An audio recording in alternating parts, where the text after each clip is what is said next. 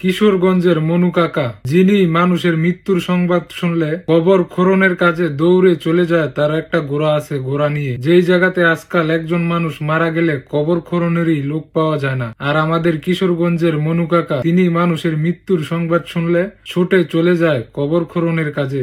তিনি আজকে কয়েক বছর ধরে এই কবর খননের কাজ করতেছে। তার ঘোড়াটাকে কে এবং কারা জানি দুনিয়া থেকে বিদায় করে দিছে।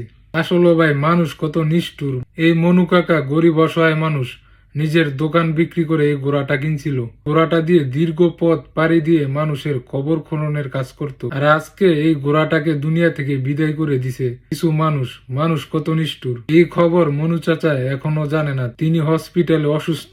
এই খবরটা কালকে দেখে কাল থেকে আসলে মানে কি বলবো, বলার মতো ভাষা নাই। খুবই খারাপ লাগতেছে, কষ্ট লাগতেছে। আসলে মানুষ এত নিচে নামে কিভাবে। এবং মনু চাচার জন্য দোয়া করতেছি, আল্লাহ পাক জানি ওনাকে সুস্থতা দান করে।